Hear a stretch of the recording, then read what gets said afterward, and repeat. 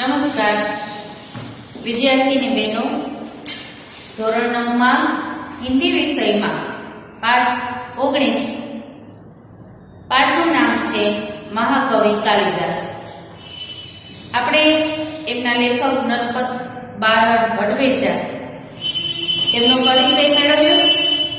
ત્યારબાદ એ પાઠમાં એમનું જન્મ અને પરિચય એ મેળવ્યો। ત્યાર પછી રાજકુમારી વિદ્યોત્તમાનું ઘમંડ તોડવા માટે બધા પંડિતો સાથે મળી અને એને જે છલકપટ કરે છે એની સાથે એના વિશે સમજ્યા। હવે એ જ પાઠમાં ત્યાર પછીનું હવે સમજીએ। જ્યારે કાલિદાસ દરેક જાતની વિદ્યા શીખીને આવે છે ત્યાર પછીનો જે બનાવ છે એ ત્યાંથી આપણે લેશું। विद्योत्तमा को जब उनके पंडित होने का विश्वास हो गया तो उसने द्वार खोलकर महाकवि का स्वागत किया। कालिदास को हर क्षेत्र का गहरा अनुभव था।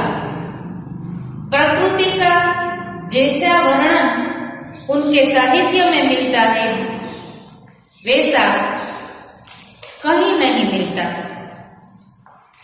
उन्हें प्रकृति के बिना मनुष्य जीवन अधूरा दिखाई पड़ता था।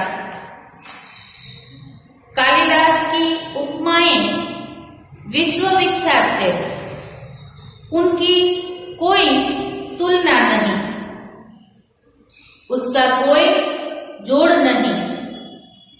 चरित्र चित्रण में भी महाकवि कालिदास की तुलना नहीं की जा सकती, उनकी कोई बराबरी नहीं कर सकता। उसके पात्रों का व्यक्तित्व अपनापन लिए रखता है, हर बात बड़ी ही स्वाभाविकता से उपस्थित होती है। कालिदास अपने काव्य तथा नाटक के द्वारा बार बार यही बताना चाहते हैं कि राजा प्रजा का शासक ही नहीं, उसका रक्षक और पिता भी है। उन दिनों समाज में नारी का क्या स्थान था, इस बात का पता भी हमें कवि कालिदास की रचनाओं में मिलता है। समाज में नारी को सम्मान और श्रद्धा की दृष्टि से देखा जाता था और उसे नृत्य, संगीत, चित्रकला आदि की शिक्षा दी जाती थी। महाकवि कालिदास के 7 प्रमुख ग्रंथ हैं। उनमें से पहला ग्रंथ है ऋतु संहार।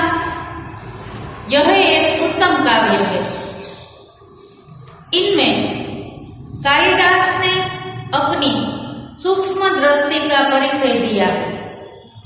ऋतुओं का तथा प्रकृति का जितना सुंदर चित्रण काव्य में है उतना कालिदास के अन्य ग्रंथों में नहीं है। मालवी का अग्निमित्र कालिदास का दूसरा ग्रंथ और पहला नाटक है।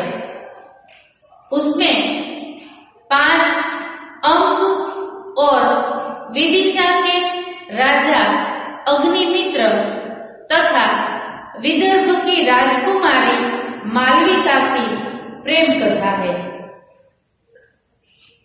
तीसरा ग्रंथ विक्रमोर्वशीयम, यह कालिदास का दूसरा नाटक है। इसमें 5 अंक है तथा महाराज पुरूरवा और उर्वशी की प्रेम कथा का चित्रण किया गया है। कुमार संभव का काव्य के विवाह से लेकर कुमार कार्तिकेय के जन्म और उसके द्वारा तारकासुर के वध तक की कथा का वर्णन है। मेघदूत कालिदास का 5वां ग्रंथ है। यह भी एक खंड काव्य है और इसके शुरू में कालिदास ने बादल को दूत बनाकर कुबेर की नगरी अलकापुरी तक का मार्ग बताया है।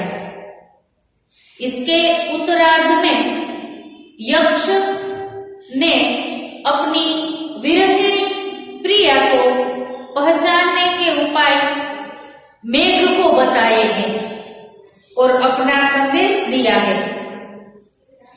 इस काव्य में वर्षा काल और विरह का वर्णन खूब निखरा है। इसमें भारत के भूगोल की भी अच्छी जानकारी दी गई है। रघुवंश एक महाकाव्य है। कालिदास ने रघुवंश की कथा कहने से पहले ही कह दिया है, कहाँ तो सूर्य से उत्पन्न हुआ यह वंश, कहाँ मोटी बुद्धि वाला। मैं तिनकों से बनी छोटी सी नाव लेकर मैं अपार समुद्र को पार करने के बाद सोच रहा हूँ। सूर्यवंश के दिलीप से लेकर कुश और उनके अनेक उत्तराधिकारियों तक की कथा रघुवंश में है।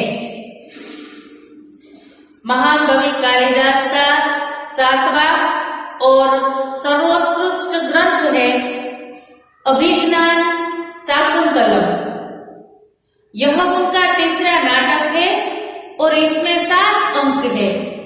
महाकवि ने इस नाटक में राजा दुष्यंत तथा शकुंतला की कथा कही है। इस तरह महाकवि कालिदास आज भी हमारे संस्कृत साहित्य में अमर है।